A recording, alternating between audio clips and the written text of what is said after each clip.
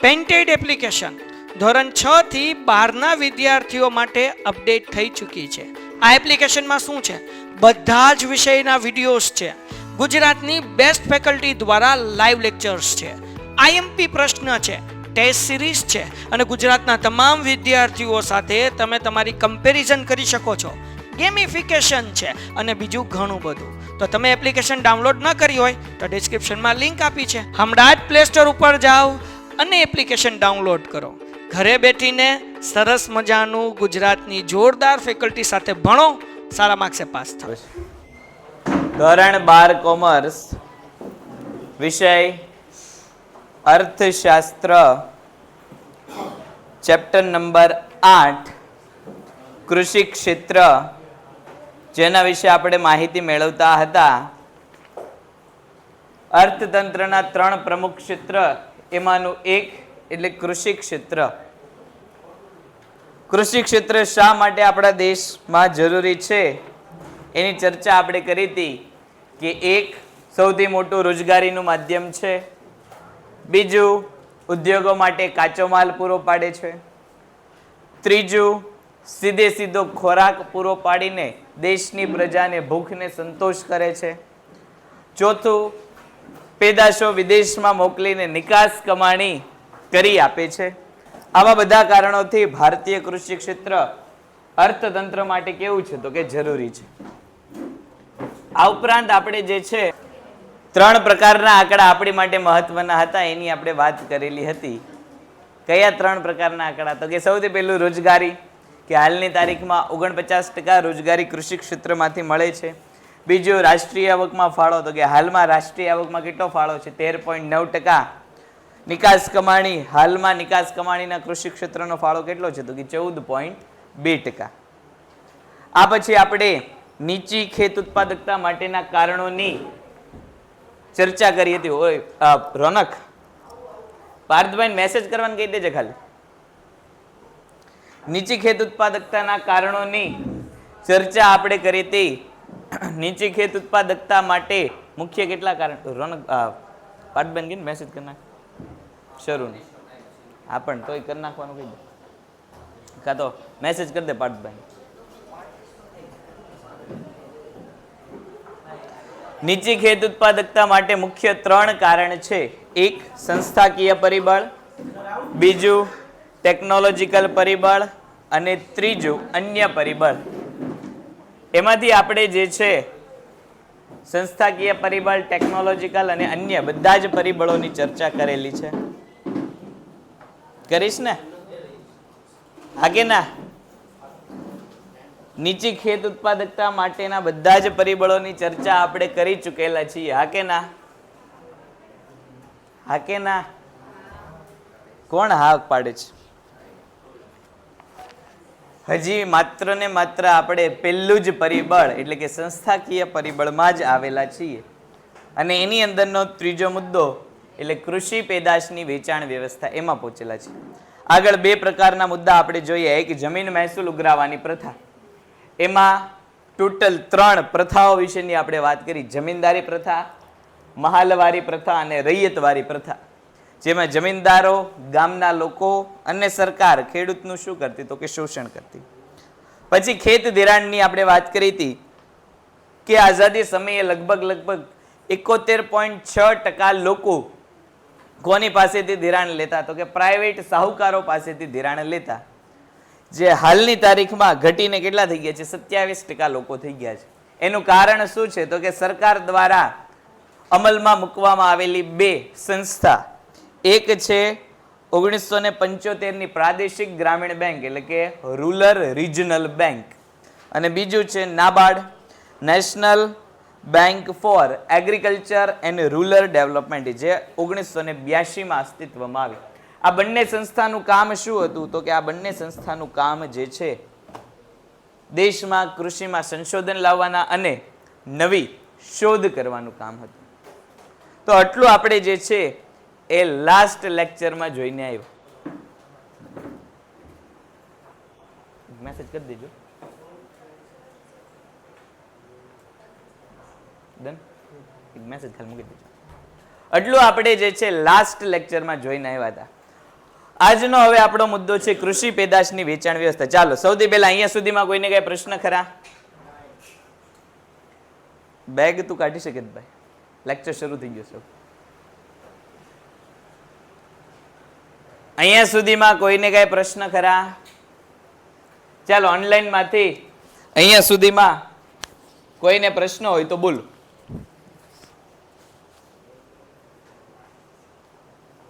નથી, ચાલો કાંઈ વાંધો. આગળ વધીએ તો પ્રશ્ન હોય તો પાછા પૂછી લેજો. અહીંયા બેઠેલા માંથી પણ કોઈને કઈ પ્રશ્ન હોય તો પૂછજો. કૃષિ પેદાશની વેચાણ વ્યવસ્થા. હવે જો આગળ આપણે જેટલા મુદ્દા જોયા એમાં આપણે એવું જોયું કે ભારતીય કૃષિ કેવી છે, તો કે ઉત્પાદનની બાબતમાં પ્રમાણમાં કેવું ઉત્પાદન થાય છે? ઓછું ઉત્પાદન થાય છે. એક તો ભારતીય કૃષિનું ઉત્પાદન ઓછું થાય છે, પાછું આ ઉત્પાદનનું વેચાણ કરવાની સગવડતા ભારતીય ખેડૂતો પાસે નથી. શું કામ ભારતીય ખેડૂતો પાસે નથી? અહીંયા બીજા તું આવતો રહે. અહીંયા બીજા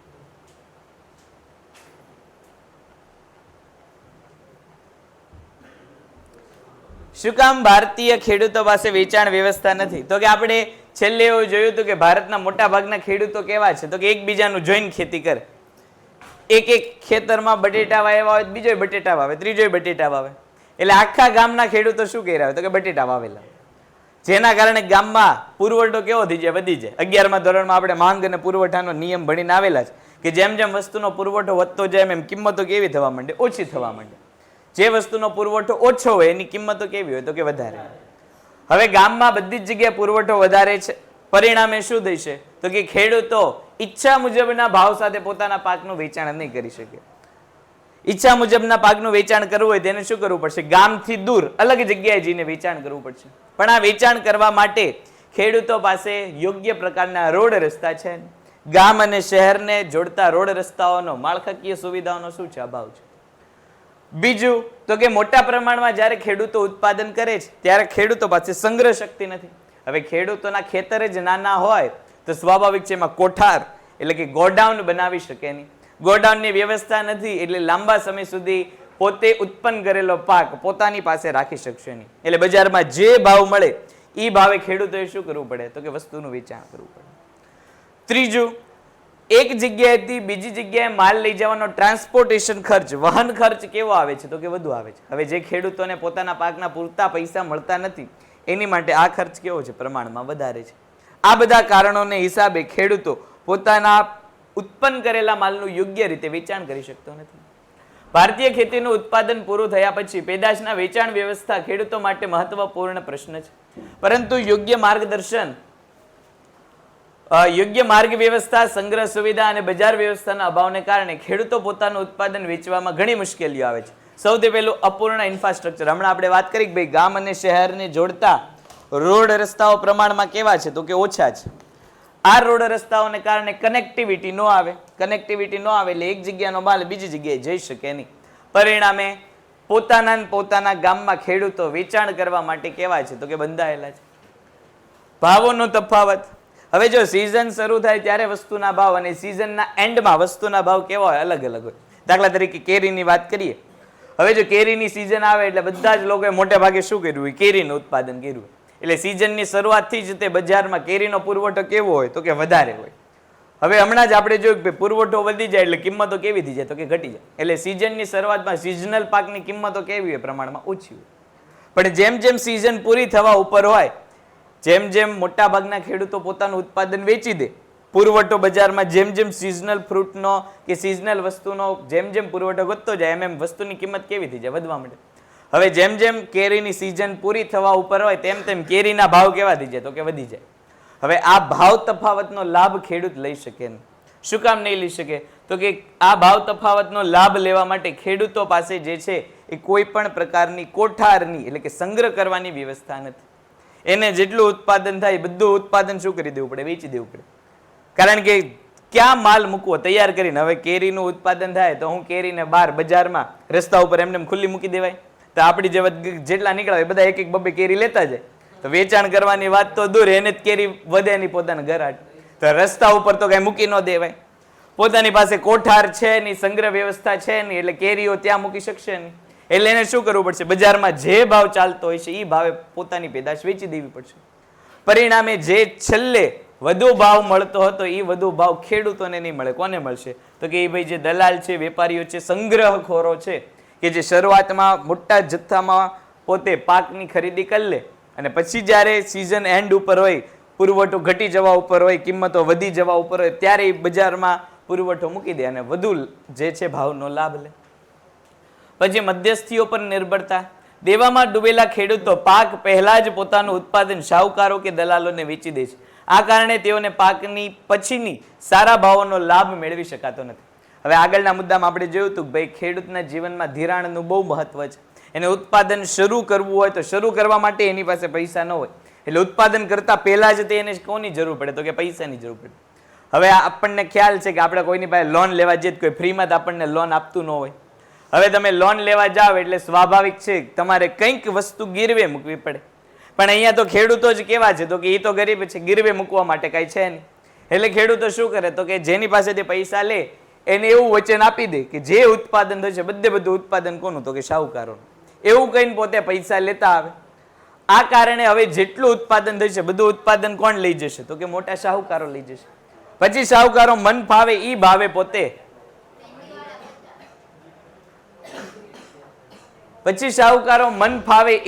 શું કરશે? આવી કૃષિ પેદાશનું વેચાણ કરશે. જે પેદાશનું વેચાણ ખેડૂતોએ કરવાનું હતું એના બદલે પેદાશનું વેચાણ કોણ કરશે? શાહુકારો કરશે. શું કામ? તો કે ખેડૂતો પાસે પૈસા નહોતા, એને પાક ગીરવે મૂકેલો હતો એટલા માટે.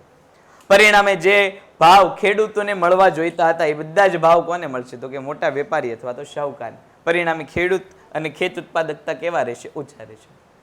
માહિતીનો અભાવ. ખેડૂતો પાસે બજાર વિશેની જાણકારી, વેચાણની પદ્ધતિ વગેરે જેવી માહિતીનો અભાવ. હવે બજારમાં કોની માંગ છે એ ખેડૂતને ન ખબર હોય. ખેડૂત વર્ષોથી જે ખેતી કરતો હતો એની જ વસ્તુની ખેતી કરે. હવે દાખલા તરીકે જેમ જેમ પરિસ્થિતિ બદલાય છે એમ હવે લોકો વધારે હેલ્થ કોન્શિયસ થાય છે, ખાસ કરીને કોરોના પછી.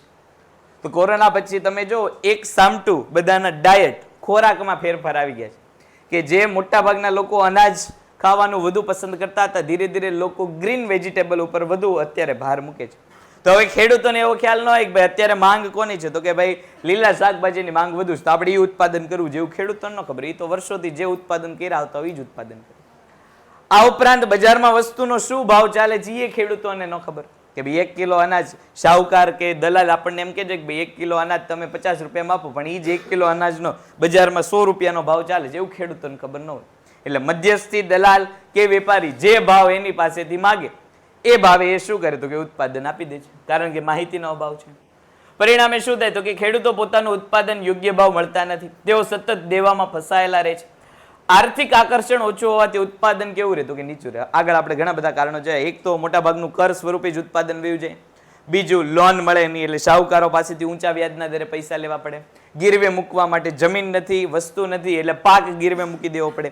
આ બધી વસ્તુની હિસાબે ખેડૂતોને શું થાય? તો કે ભાઈ ઉત્પાદન કરવાથી આપણને કાંઈ લાભ થતો નથી, તો ઉત્પાદન જ નથી કરવું. પરિણામે ખેત ઉત્પાદકતા કેવી રહે? તો કે નીચી રહે. પછીનો મુદ્દો ગ્રામ્ય સમાજ વ્યવસ્થા. ભારતીય કૃષિ ક્ષેત્રના વિકાસમાં ગ્રામ્ય સમાજ વ્યવસ્થા, માનસિકતા, પરંપરાગત દ્રષ્ટિકોણ એ મોટા અવરોધ રૂપ છે. સૌથી પહેલો મુદ્દો પ્રારબ્ધવાદી દ્રષ્ટિકોણ. ભારતીય ખેડૂતો કેવા છે? પ્રારબ્ધવાદી. નસીબ ઉપર છોડી દેવું. જીવનમાં દુઃખ આવ્યું છે તો એ તો ઉપરવાળાની ઈચ્છા છે, દુઃખથી બહાર ન નીકળવું જોઈએ. ઉપરવાળો આપણને દુઃખ આપવા માંગે છે તો આપણે દુઃખ સહન કરવું જોઈએ, એવું કોણ વિચારે છે? પ્રારબ્ધવાદી ખેડૂતો વિચારે છે. ઓછું ઉત્પાદન થાય તો એમાં પણ શું ઈચ્છા? તો કે ભાઈ ભગવાનની ઈચ્છા એવી હશે કે ભાઈ ઉત્પાદન આપણે બહુ નથી કરવાનું આજ વખતે, તો ઉત્પાદન રહેવા દે. આપણે આગળ જોયું ને વસ્તીના ચેપ્ટરમાં, કેમ વસ્તીમાં લોકો એવું માને કે વસ્તી એ માનવ સર્જિત સમસ્યા નથી, તો ઉપરવાળાની દેન છે. એમ અહીંયા ખેડૂતો એવું માને કે ઓછું ઉત્પાદનમાં આપણો કાંઈ વાંક નથી, ઉપરવાળાને ઉત્પાદન ઓછું કરાવવું તો એટલે ઉત્પાદન થયું છે. આપણે જૂના ખાતરો વાપરીએ છીએ, જૂના બિયારણો વાપરીએ છીએ, જૂની પદ્ધતિથી ખેતી કરીએ છીએ એટલે ઉત્પાદન ઓછું થાય છે, એવું ખેડૂતો માનતા નથી. ખેડૂતો શું માને છે? તો કે ભાઈ અભાવની સ્થિતિને સ્વીકારી લે છે. ઉપરવાળાએ આપણને ગરીબ બનાવ્યા છે તો ગરીબ જ રહેવું જોઈએ, અમીર થવાનો પ્રયાસ આપણે ન કરે, એવું ખેડૂતો વિચારી લે. આવો વિચાર આવે એટલે ઉત્પાદન કેવું થઈ જાય? તો કે ઓછું થઈ જાય. પરિસ્થિતિ સ્વીકારવા વાળો વ્યક્તિ આગળ ન વધે, પરિસ્થિતિનો સામનો કરવા વાળો વ્યક્તિ આગળ વધે. હવે એકવાર તમારે પરીક્ષામાં માર્ક ઓછા આવ્યા ને તમે એવું શું કરો? ભાઈ હું તો ઠોઠ જ છું, કાંઈ મહેનત નથી કરી, તો તમારે કોઈ દિવસ માર્ક ખારા ન આવે. પણ તમે એકવાર એવું વિચારો કે મારે બધા હારા આવે ને મારે કેમ ઓછા આવે, પરિસ્થિતિનો સામનો કરો તો તમારી માર્ક વધી જાય. પણ અહીંયા ખેડૂતો જેવા બધા વ્યક્તિઓ છે, બધા નસીબ સ્વીકારી લીધું. નસીબમાં હશે તો આવશે, નસીબમાં નહીં હોત કાંઈ નહીં. મહેનત કરવી આપણને પસંદ નથી. ખેડૂતોનું પણ એવું જ વાત છે, મહેનત કરવી નથી. બધું જો નસીબમાં હશે તો આપોઆપ હાથમાં આવી જશે. એમાંય પાછું ઘણા બધા ઓલા કોટ ફરતા હોય કે મહેનત નસીબથી વધારે કોઈને જીવનમાં કાંઈ મળે નહીં. પણ નસીબમાં જેવું લખ્યું હોય મહેનત કરો ને કાંઈક મળી જાય. પણ આપણે તો નસીબના ભરોસે બેઠા હોય, વગર મહેનતે કામ કરવું હોય, વગર મહેનતે ફળની ઈચ્છા રાખવી તો ફળ મળે નહીં. અહીંયા ખેડૂતોની એવું છે, પ્રારબ્ધવાદમાં જીવન જીવે છે. ઉપરવાળાની ઈચ્છા અનુસાર જ બધી પ્રવૃત્તિ થાય છે એવું માનીને પોતે ઉત્પાદન કેવું કરે, ઓછું કરે. બીજું, જૂની પરંપરાઓથી બંધાયેલો સમાજ. ગ્રામ્ય સમાજ હજુ પણ જૂની પરંપરા, રીતિ રિવાજ અને સામાજિક બંધનો ઉપર આધારિત છે. આ પરંપરાગત વ્યવસ્થાઓ ખેડૂતોને નવી રીતે અપનાવવા પ્રોત્સાહિત કરતા નથી. કે ભાઈ બાપ દાદા હળ અને ગાડાથી ખેતી કરતા હતા, બળદથી ખેતી કરતા હતા, છાણિયું ખાતર એ લોકો વાપરતા હતા, જૂના બિયારણો એ લોકો વાપરતા હતા, આપણે એ જ વપરાય. આપણે બાપ દાદાથી અલગ થવાય નહીં. શું કામ? તો કે પરંપરા ચાલી આવે છે. એ લોકોએ હળમાં ખેતી કરી નાખે, આપણે હળમાં જ ખેતી કરવાની, આપણે ટ્રેક્ટર લાવવાનું નહીં. આ પરંપરા હાલની તારીખે કોનામાં છે? તો કે ગ્રામ્ય ખેડૂતોમાં છે. નવીનતા લાવવાનો શોખ છે નહીં. વર્ષોથી જે પ્રવૃત્તિ ચાલી આવે છે એ જ પ્રવૃત્તિ ધકેલ પણ જે 150 એનું એ જ બધું આગળ ધકેલી મૂકવાનું. નવીનતા લાવો તો પ્રશ્ન ઉભા થાય, પણ નવીનતા કઈ આપણે લાવી જ નથી. તમે સમાજથી કંઈક અલગ જઈને પ્રવૃત્તિ કરો તો સમાજ તમને એમ કંઈક અટકાવવાનો પ્રયત્ન કરે, પણ સમાજની સાથે સાથે તમે જાઓ તો તમને કોઈ અટકાવવાનો પ્રયત્ન કરે? ઓલું કઈ દિવસ ઘેટાનું ઝુંડ જોયેલું જ જતું, બધા જ ઘેટા એક જ લાઈનમાં જતા હોય ને તો ઘેટાનો માલિક એને કાંઈ ન કે, એક ઘેટું આમ બીજી જગ્યાએ ચરવા જાય ને તો તરત ઘેટાનો માલિક એને લાકડી મારીને પાછું ધણમાં જ લેતા આવે. અહીંયા એની જેવું છે. સમાજથી થોડાક અલગ હાલો ને એટલે સમાજ પાછું સોટી લઈને આવી જાય, હાલ ભાઈ આમ પાછું ધણમાં વયો જાય. એટલે એમાં ને એમાં જ હાયલા રાખવાનું. તો કે ખેડૂતનું કામ એવું છે, વર્ષોથી જે ચાલે છે એનું ચલાવવાનું. એટલે ઉત્પાદન કેવું થાય? ઓછું. આર્થિક અભિલાષાનો અભાવ. ખેડૂતો ખેતીને માત્ર જીવન નિર્વાહ પૂરતી બાબત માને છે. ખેડૂતોને ખેતી કેટલી કરવી છે? તો કે પોતાનું કુટુંબનું વર્ષનું ગુજરાન ચાલે એટલી જ ખેતી કરવી, પોતાને ખોરાક મળી જાય એટલી ખેતી કરવાની. વધુ ઉત્પાદનથી વધુ પૈસાવાળા થવાય નહીં, કારણ કે પૈસો તો પાછો હાથનો મેલ છે. બહુ પૈસાવાળા થઈ જાય મેલા થઈ જવાય, બહુ પૈસાવાળા થવાય ન થવાય. એટલે ઉત્પાદન નહીં કરવાનું. એવો કોનો વિચાર છે? ખેડૂતોનો વિચાર છે. જીવન નિર્વાહ થાય, ધીરું ધીરું હાયલા રાખે એવા પૈસા લેવાના. બહુ ફાસ્ટ એક્સપ્રેસ હાલવા માંડે એવા પૈસા નહીં લાવવાના. એવો કોણ વિચારે? તો કે ખેડૂતો. પરિણામે ખેતી ઉત્પાદકતા નીચે રહે છે. ગ્રામ્ય અર્થતંત્ર સ્થિર અને વિકાસશીલ થવામાં પાછળ રહી જાય છે. ખેડૂતો નવી ટેકનિકો, સંશોધનો અને આધુનિક સાધનો પૂરતો ઉપયોગ મળતો નથી. પરિણામે કૃષિ કેન્દ્રિત અર્થવ્યવસ્થા કેવી રહે છે? તો કે નબળી રહે છે. બ્લર દેખાય છે? જો તો રોનક કિંગ છે, જો તો રોનક કેમ બ્લર દેખાય છે? હે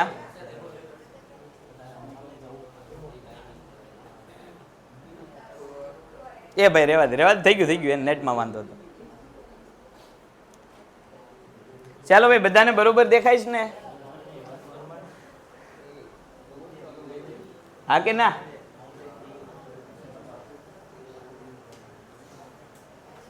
દેખાય છે બરોબર કે બ્લર દેખાય છે? Okay done. ચાલો આગળ વધીએ. પછીનો બીજો મુખ્ય મુદ્દો. આ બધા મુદ્દા આપણે જોયા. કયા મુદ્દા જોયા? સંસ્થાકીય પરિબળના મુદ્દા જોઈએ. હવે આપણે કયો મુદ્દો જોઈશું? તો કે બીજો મુદ્દો, એટલે કે ટેકનોલોજીકલ પરિબળ.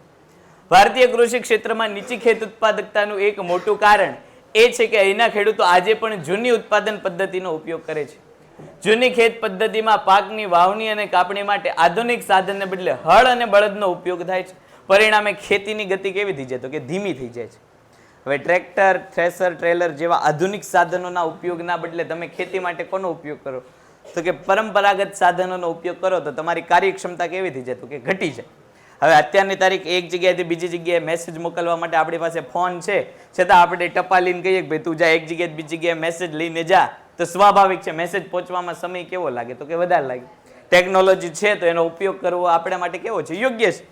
પણ ખેડૂતો પાસે ટેકનોલોજી હોવા છતાં કેવી પ્રવૃત્તિનો ઉપયોગ કરે છે? તો કે જૂની પદ્ધતિનો. પરિણામે ખેત ઉત્પાદન કેવું રહે છે? તો કે ધીમું રહે છે.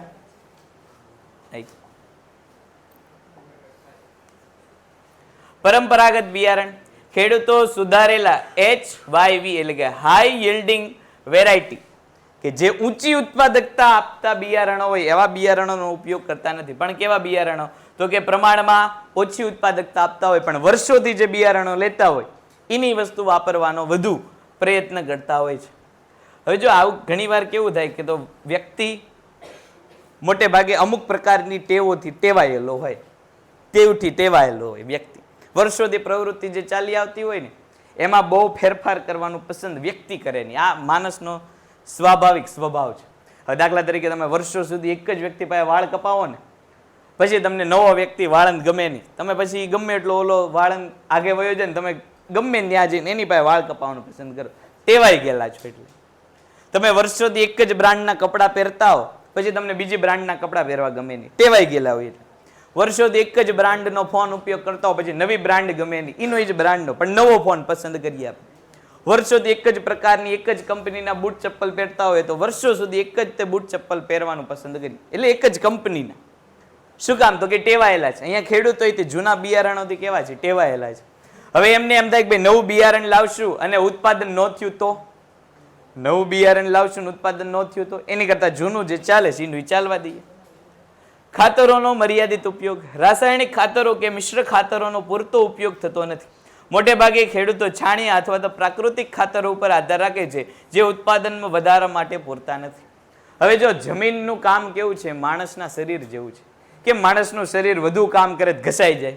તમે જો મોટી ઉંમરના વ્યક્તિ થાય એટલે એને હાંધાના દુખાવા થાય, શરીરમાં અશક્તિ આવી જાય. શું કામ? તો કે આખું જીવન બહુ કામ કર્યું હોય. એટલે અહીંયા જમીનનું એવું છે, તમે વારંવાર જમીનમાંથી પાક લીધા રાખો તો જમીન કેવી પડી જાય? તો કે નબળી પડી જાય.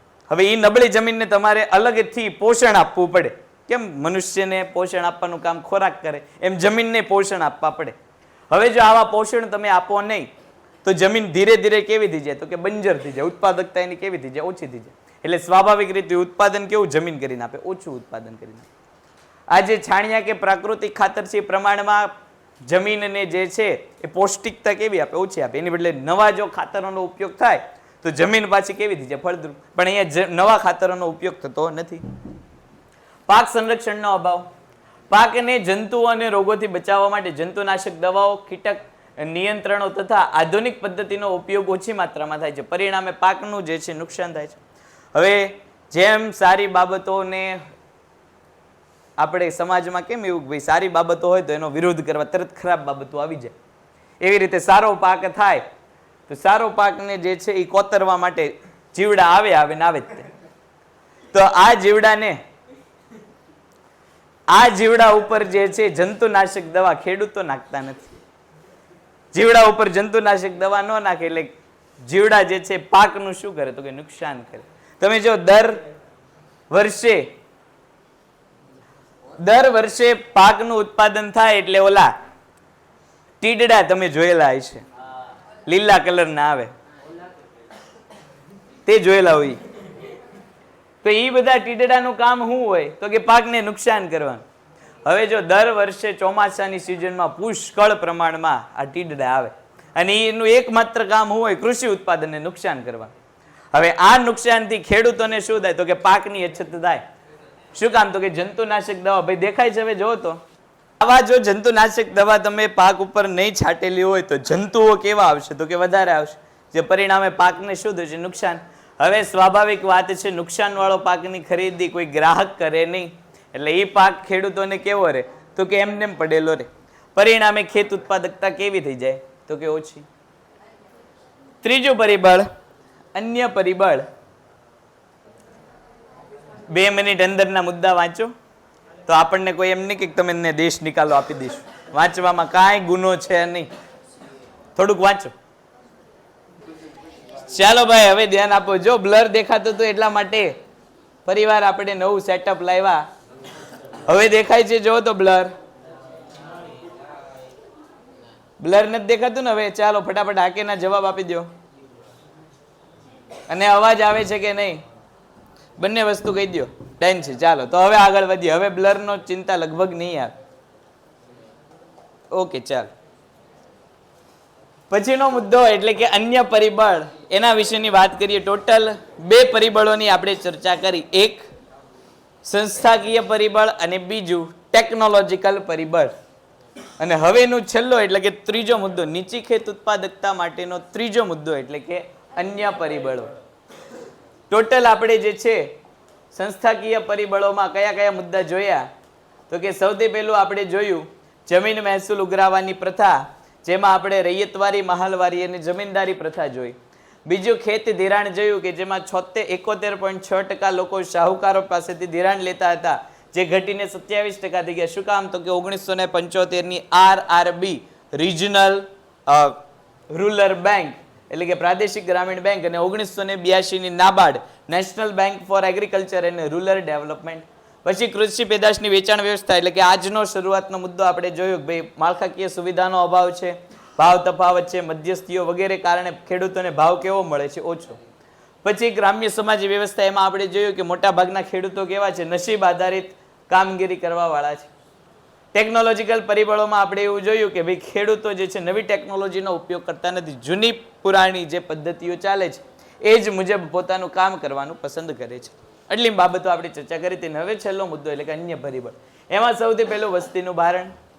ભારતના કૃષિ ક્ષેત્રની નીચી ઉત્પાદકતા એક મુખ્ય કારણ એ છે કે ભારતીય ખેતીનું ઉપર ભારણ છે. હવે જો આપણે આની આગળનું ચેપ્ટર વસ્તી જોયું હતું અને એમાં આપણે જોયું કે કઈ રીતે આઝાદી પહેલાથી લઈને એટલે કે 1911 થી લઈને અત્યારે એટલે કે 2011 સુધીમાં દેશમાં સતત અને એક ધારો વસ્તીમાં શું જોવા મળ્યો છે? તો કે વધારો જોવા મળ્યો છે. આ વધુ વસ્તીને કારણે જે છે એ કૃષિ ક્ષેત્ર ઉપર ભારણ કેવું જોવા મળે છે? વધુ. કારણ કે દેશની મોટા ભાગની વસ્તી આગળ આપણે જોયું હતું 68.6 કે 7% એટલે કે 69% જેટલી વસ્તી ક્યાં વસે છે? તો કે ગામડામાં વસે છે. પરિણામે દેશમાં જેટલો વસ્તી વધારો આવે છે એટલી સાથે સાથે ગ્રામીણ ક્ષેત્રમાં પણ કોનામાં વધારો થાય છે? વસ્તીમાં. હવે જો ગામમાં માળખાકીય સુવિધાનો અભાવ છે એટલા માટે ઉદ્યોગ કે સેવા ક્ષેત્ર ગામડામાં કામ કરતા નથી, એટલે જેટલી વસ્તી વધી એને ફરજિયાત શેમાં જઈને કામ કરવું પડશે? કૃષિમાં. હવે ઘરમાં 1 જણા હોય, 5 જણા હોય, 10 જણા હોય, બધાએ ફરજિયાત ક્યાં જઈને કામ કરવાનું? કૃષિમાં. કારણ કે કૃષિ સિવાય બીજો કોઈ ઓપ્શન નથી એટલા માટે. એટલે ખેતી ઉપર વસ્તીનું ભારણ કેવું થયું? તો કે વધી. હવે દાખલા તરીકે કોઈ ખેતરમાંથી 100 કિલો અનાજનું ઉત્પાદન થતું હોય અને ખેતી કરવા વાળો એક જ વ્યક્તિ હોય તો એની વ્યક્તિ દીઠ ઉત્પાદકતા કેટલી કહેવાય? 100 કિલોની. પણ એ જ ખેતરમાં 10 લોકો કામ કરે તો? પેન્ટેડ એપ્લિકેશન ધોરણ 6 થી 12ના વિદ્યાર્થીઓ માટે અપડેટ થઈ ચૂકી છે. આ એપ્લિકેશનમાં શું છે? બધા જ વિષયના વિડીયોઝ છે. ગુજરાતની બેસ્ટ ફેકલ્ટી દ્વારા લાઈવ લેક્ચર્સ છે. આઈએમપી પ્રશ્ન છે, ટેસ્ટ સિરીઝ છે અને ગુજરાતના તમામ વિદ્યાર્થીઓ સાથે તમે તમારી કમ્પેરિઝન કરી શકો છો.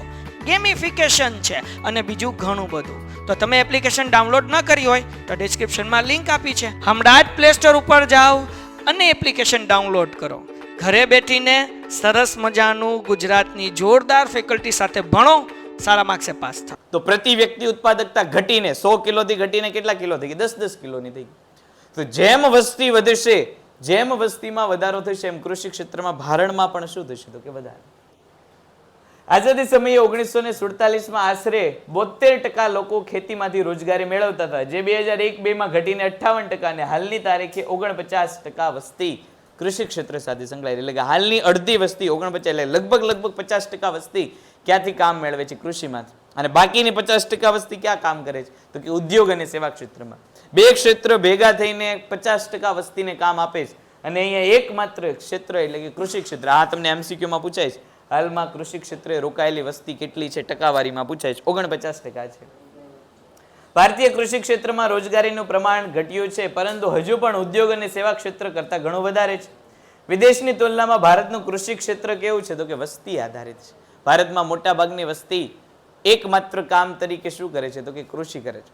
આ ઉપરાંત આપણે બેરોજગારીનું ચેપ્ટર જોયું, એમાં આપણે જોયું કે ગ્રામ્ય અને ખાસ કરીને કૃષિમાં કઈ કઈ બેરોજગારી જોવા મળે છે? કૃષિ અને ગ્રામીણ ક્ષેત્રમાં મોટે ભાગે કઈ બેરોજગારી જોવા મળે છે?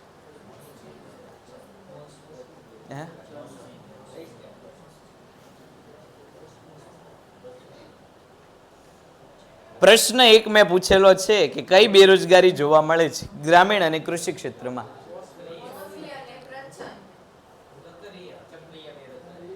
ચક્રીય એ ખેતીમાં. ચક્રીય બેરોજગારી ખેતીમાં. ચક્રીય બેરોજગારી ક્યાં જોવા મળે? જ્યાં ટેકનોલોજીનું ટેકનોલોજી નહીં પણ તેજી મંદી આવતી હોય ત્યાં ચક્રીય બેરોજગારી જોવા મળે. કૃષિમાં આવે. 3 પ્રકારની બેરોજગારી કૃષિ ક્ષેત્રમાં જોવા મળે. હા બોલ. 3 પ્રકારની બેરોજગારી જોવા મળે. સૌથી પહેલું માળખાગત બેરોજગારી. માળખાગત બેરોજગારી એટલે શું? તો કે વર્ષોથી ચાલી આવતી વ્યવસ્થામાં ખેડૂતો કામ કરે છે એટલે સ્વાભાવિક ઉત્પાદન ઓછું થતા, કામગીરી ઓછી થતા બેરોજગારી જોવા મળે. બીજું પ્રચ્છન્ન બેરોજગારી કે જરૂર કરતા ખેતીમાં કામ કેવા લોકો કરે છે, વધુ કરે છે, પરિણામે ખેતીમાં શું જોવા મળે? વસ્તીનું ભારણ જોવા મળે. અને ત્રીજું મોસમી બેરોજગારી. માળખાગત, પ્રચ્છન્ન અને મોસમી. ભારતીયની ખેતી મોટે ભાગે કેવી છે? તો કે વરસાદ આધારિત છે. એટલે વરસાદના મોસમમાં, ચોમાસાના મોસમમાં ખેતી થાય, બાકીના સમયમાં ખેડૂતો કેવા રહી જાય? તો કે બેરોજગાર. હવે ચોમાસાના 4 મહિના કામ કરે તો સ્વાભાવિક છે ઉત્પાદન કેટલું મહિને? 4 મહિના જેટલું જ મળે. આખા વર્ષ જેટલું ઉત્પાદન મળે નહીં. પરિણામે ખેત ઉત્પાદકતા કેવી જોવા મળે? ઓછી જોવા મળે. લાગે છે તને?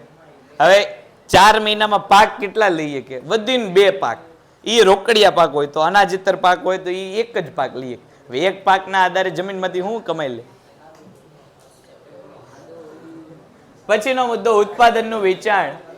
ખેતીમાંથી મળતું કુલ ઉત્પાદન ઘણી બધી સંખ્યામાં લોકો વચ્ચે વેચાતું હોવાથી પ્રતિ વ્યક્તિ આવક જે છે એ ખૂબ ઓછી થાય છે. હમણાં આપણે જોયું કે એક ખેતરમાંથી 100 કિલો અનાજનું ઉત્પાદન થાય ને ખેતી એક જ વ્યક્તિ કરતો હોય તો પ્રતિ વ્યક્તિ આવક વધારે જોવા મળે. પણ એ જ ખેતરમાં વધુ વ્યક્તિઓ કામ કરવા માંડે તો દરેક વ્યક્તિ દીઠ ઉત્પાદન કેવું જોવા મળે? ઓછું જોવા મળે. પરિણામે લોકોમાં આવકની વહેંચણી કેવી થઈ જાય? વધુ થઈ જાય. પરિણામે કૃષિ ક્ષેત્રમાં વસ્તીનું ભારણ વધુ હોવાને કારણે આવકનું પ્રમાણ ઘટ્યું છે. શ્રમની ઉત્પાદકતા નીચે રહી છે.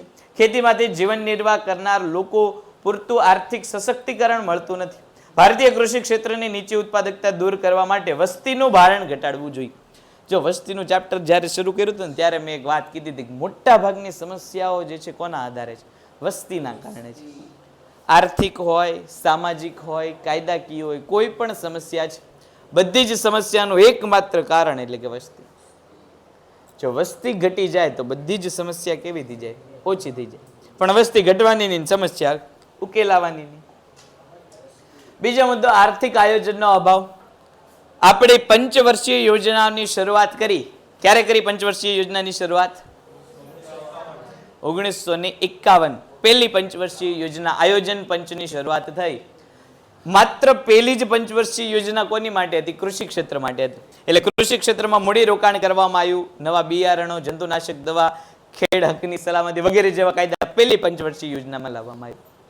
ત્યાર પછીની એટલે કે બીજી પંચવર્ષીય યોજનાથી એટલે કે 1956 થી તમને સાલવારી પૂછે કે પહેલી પંચવર્ષીય યોજના ક્યારે અમલમાં આવી, બીજી પંચવર્ષીય યોજના, તો પહેલી 50-51 અને 50-51 ન હોય તો ખાલી 51, બીજી 55-56 અથવા તો ઘણીવાર 56-57 લખે છે અને કાંઈ ન લખ્યું હોય તો 1956. બીજી પંચવર્ષીય યોજનાથી મોટા ભાગનો આધાર કોના ઉપર છે? તો કે ઉદ્યોગો ઉપર આધાર હતો. કૃષિ ક્ષેત્રને જે છે એ ધંધાકીય એકમો કરતા માન સન્માન કેવું મળ્યું? ઓછું મળ્યું. કૃષિ ક્ષેત્રે મૂડીરોકાણ કેવું કરવામાં આવ્યું? ઓછું કરવામાં આવ્યું. સરકારનો એવો વિચાર હતો કે ભાઈ કૃષિમાંથી જેટલું ઉત્પાદન મળે છે અને જેટલી રોજગારી મળે છે એના કરતાં ઉદ્યોગો કેવી રોજગારી આપશે? તો કે વધુ. એટલે મોટા ભાગનું મૂડીરોકાણ કોનામાં કરવામાં આવ્યું? ઉદ્યોગોમાં. આ જ તે ભૂલના કારણે કૃષિ ક્ષેત્ર કેવું રહી ગયું? નબળું રહી ગયું.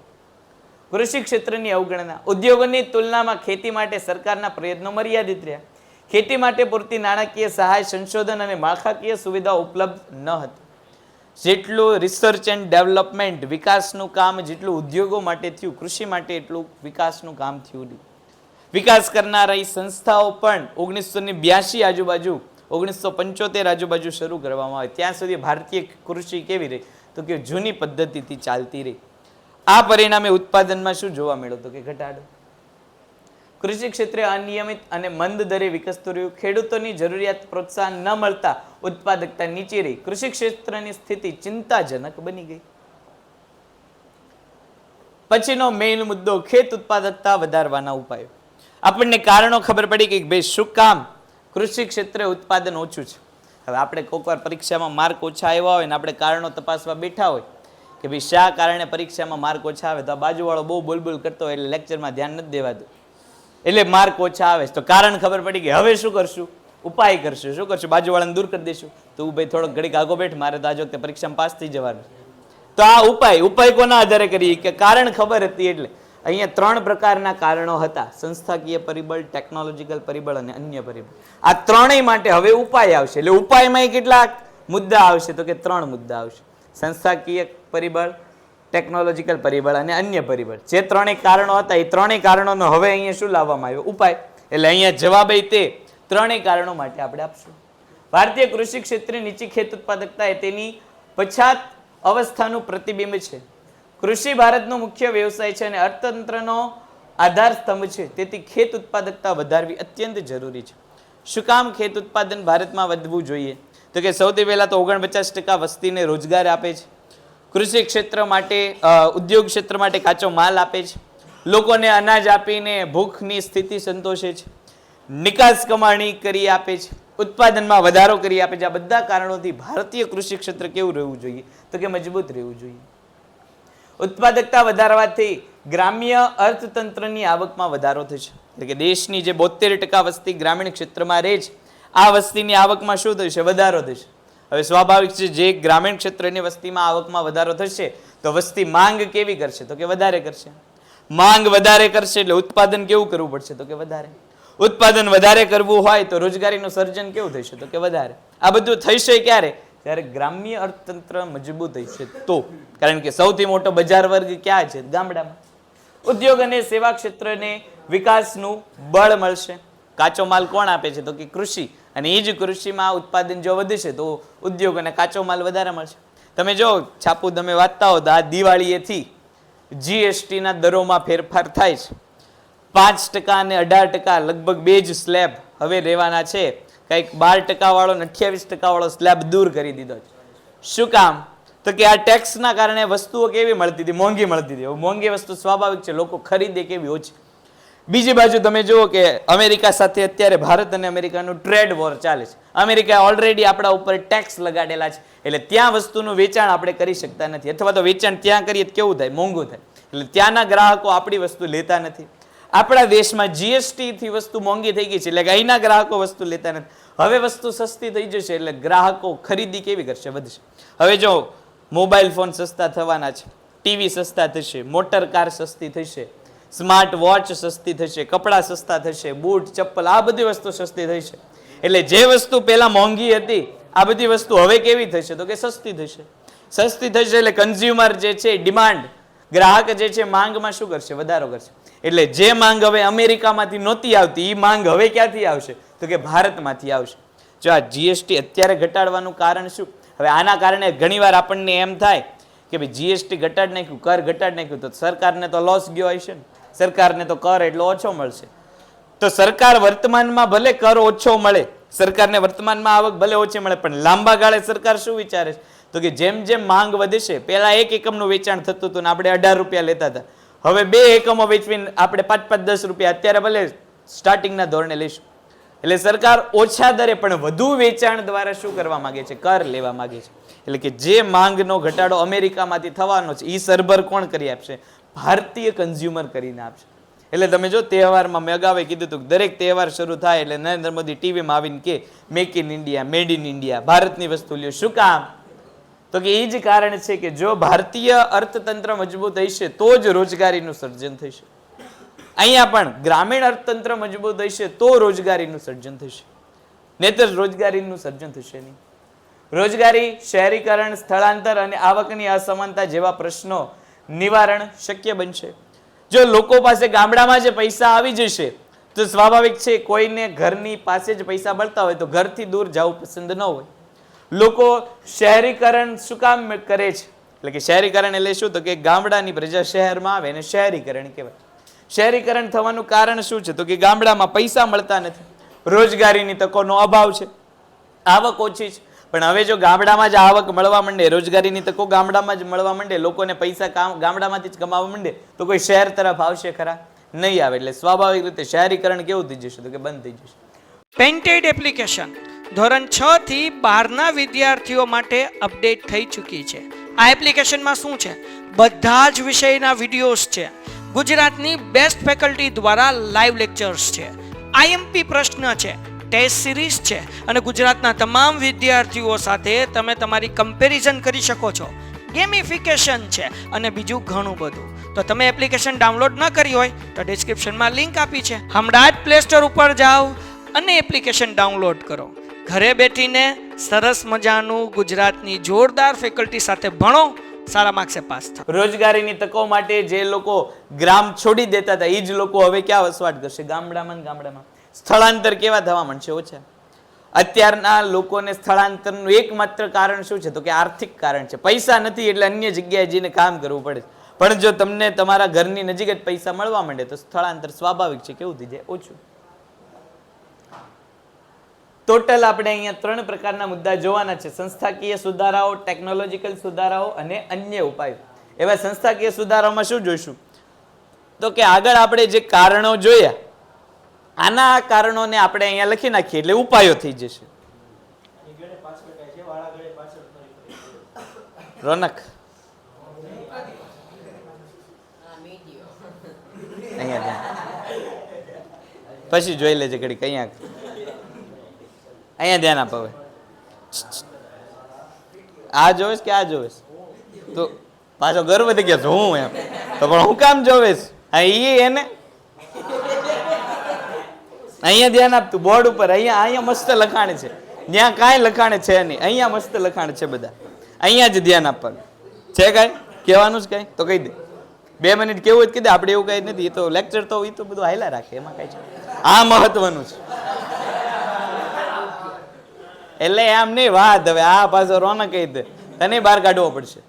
તું શું કરેશ ત્યાં? કઈક આમ મંડી તો પડ્યો તું શું કરે છે? કેની ચોપડી છે? આઈએમપી તું?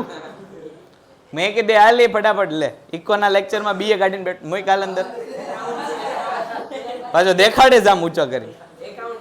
એકાઉન્ટ છે અલા બીએ ની ચોપડીની અંદર એકાઉન્ટ લખીને બેઠો તું. ઇકો કાઢ હાલ છાનો મને. એમાં આઈએમપી ટીક થતા નથી. આપણે 3 પ્રકારના મુદ્દા અહીંયા આપણે જોઈશું. કયા 3? તો કે સૌથી પહેલું સંસ્થાકીય પરિબળ, બીજું ટેકનોલોજીકલ અને ત્રીજું અન્ય. સંસ્થાકીય પરિબળમાં શું જોઈશું? તો કે જમીન સુધારણાની વાત કરશું.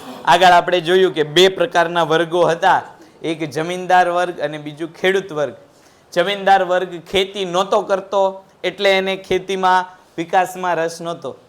ખેડૂતો ખેતી કરતા હતા પણ જમીન પોતાની નહોતી એટલે એને કૃષિના વિકાસમાં રસ નહોતો. પણ અહીંયા કંઈક ફેરફાર જોવા મળશે.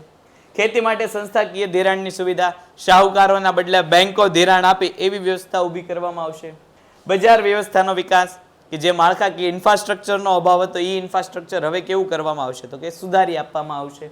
જમીન સુધારણા અને માલિકી ન્યાયસંગતતાની પ્રણાલી, જે ગણોત લોકો હતા આ ગણોત લોકોને જે છે એ ખેતીમાં વધુ લાભ થાય એ માટેના પ્રયત્ન કરવામાં આવશે. ટેકનોલોજીકલ સુધારા, એમાં આપણે જોયું હતું કે ભાઈ જૂની પદ્ધતિ અને જૂના બિયારણોથી જે ઉત્પાદન થતું હતું એની બદલે સુધારેલા બિયારણો અને જંતુનાશક દવાઓનો ઉપયોગ કરીને કૃષિ ક્ષેત્રમાં શું લાવવામાં આવશે? તો કે ઉત્પાદકતા વધે એ પ્રયત્ન કરવામાં આવશે. અને છેલ્લા અન્ય ઉપાયોમાં કૃષિને શિક્ષણ અને તાલીમ આપવામાં આવશે. શેની? તો કે આધુનિક ટેકનોલોજીની. આધુનિક ટેકનોલોજીની જે છે એ તાલીમ આપવાથી શું થશે? તો કે જે બજાર ભાવોનો ખ્યાલ કૃષિને આવતો નહોતો, કે જે સરકારી સ્કીમનો લાભ કૃષિ લઈ શકતા નહોતા, ઓછી શિક્ષણ કે ઓછી માહિતીના કારણે, એ હવે વ્યવસ્થાને દૂર કરીને શિક્ષણ આપવાનું. ખેડૂત જાગૃતિ અને પ્રેરણા, કૃષિ ઉત્પાદનનો ભાવ માટે સહાયતા, વાહન વ્યવહાર, સ્ટોરેજની સુવિધા. હમણાં આપણે જોયું કે ભાઈ ખેડૂતો ઉત્પાદન તો કરે છે પણ આ વધુ ઉત્પાદન સાચવવું ક્યાં? આ સાચવવાનો પ્રશ્ન કોણ દૂર કરી આપે? તો કે સરકાર. આગળ આપણે જોઈશું રાષ્ટ્રીય અને રાજ્ય કોઠાર નિગમો સ્થાપવામાં આવ્યા, કે સરકાર ગોડાઉન આપશે ખેડૂતોને. અને એ પણ કેવા આપશે? તો કે ઓછા દરે આપશે. એટલે ખેડૂતોને જે તરત ઉત્પાદન થાય ને તરત વેચી દેવું પડતું હતું, હવે ખેડૂતો પણ શું કરી શકશે? તો કે માલનો સંગ્રહ કરી શકશે અને જ્યારે યોગ્ય ભાવ મળશે ત્યારે અને ત્યારે તેનું વેચાણ કરી શકશે. પહેલો મુદ્દો સંસ્થાકીય સુધારાઓ. ભારતમાં કૃષિ ક્ષેત્રની ખેત ઉત્પાદકતા વધારવા માટે આર્થિક આયોજનના ભાગરૂપે સંસ્થાકીય સુધારાઓ જે છે હાથ ધરવામાં આવ્યા છે. આ સંસ્થાકીય સુધારાઓમાં ખેડૂતનું શું કરવામાં આવશે તો કે આર્થિક સંરક્ષણ પૂરું પાડવાનું કામ છે. સૌથી પહેલું જમીન વિષયક સુધારાઓ. જમીન વિષયક સુધારાઓમાં આપણે શું જોઈશું તો કે જે વ્યક્તિ ખેડૂત તરીકે કામ કરે છે, જે વ્યક્તિ ખેતીનું કામ કરે છે, એને ખેતી સંબંધિત અમુક પ્રકારની સુવિધાઓ આપવાનું કામ અહીંયા કરવામાં આવતું હોય છે. ભારતમાં ખેડૂતોને જમીનની માલિકી મળે અને ગણોતને ખેડ હકની સલામતી પ્રાપ્ત થાય એવા મુખ્ય ઉદ્દેશથી જમીન વિષયક સુધારાઓ અમલમાં આવવામાં આવ્યા છે.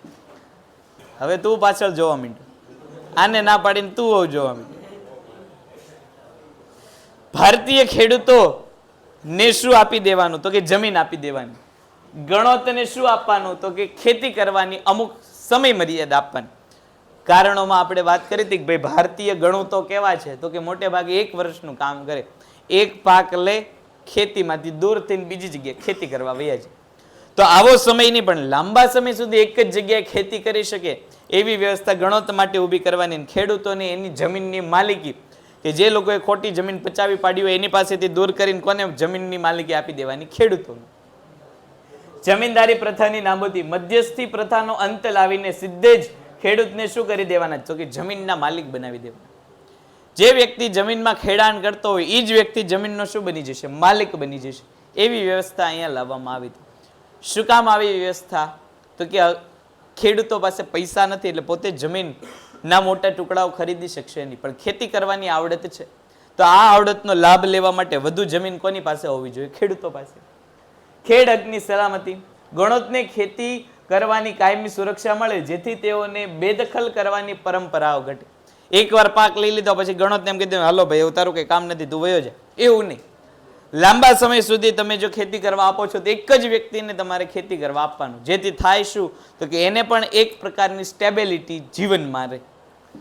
લાંબા સમય સુધી એક જ જગ્યાએ કામ કરશે એટલે સિંચાઈની સગવડતા વધારવાનો પ્રયત્ન કરશે, બિયારણો સુધારેલા લાવવાનો પ્રયત્ન કરશે, રાસાયણિક ખાતરોનો ઉપયોગ કરવાનો પ્રયત્ન કરશે. ક્યારે કરશે? જો લાંબા સમય સુધી ખેતી કરી શકશે તો.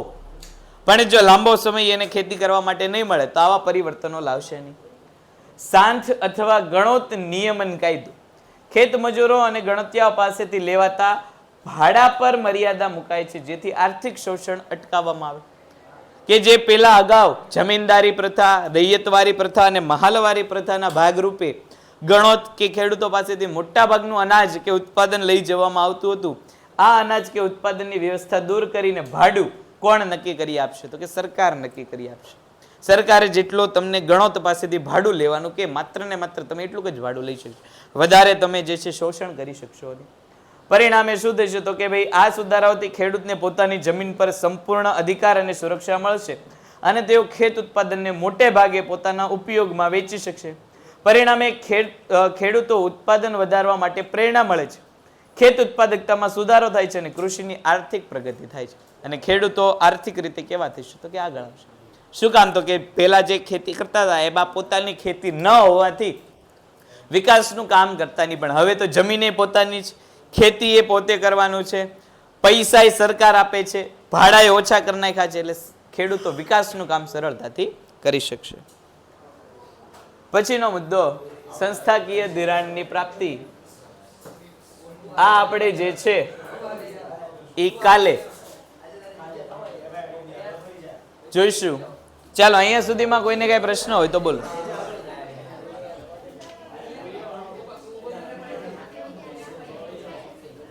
ચાલો અહીંયા સુધીમાં કોઈને પ્રશ્ન હોય તો બોલો.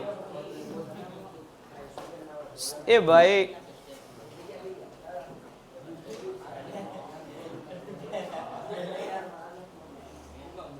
બેહી જાવ તો હાલો, હાલ અહીંયા આવીને બેહી જાય. તું કેમ એમ પૂછ્યા વગર આમ ભાઈ હલન ચલન નહીં કરવાનું. ચાલો ભાઈ, છે કોઈને કઈ પ્રશ્ન? ઓકે, ચાલો અહીંયા બેઠેલામાંથી કોઈને કઈ પ્રશ્ન? અહીંયા બેહી જતો, અહીંયા બેહી ચાલ ફટાફટ. ચાલો અહીંયા બેઠેલા છે એમાંથી કોઈને છે કઈ પ્રશ્ન અહીંયા સુધીમાં? તો બાકીની પ્રવૃત્તિ કાલે લેક્ચર રહેશે એટલે કાલે કરશું. Painted, Painless Learning.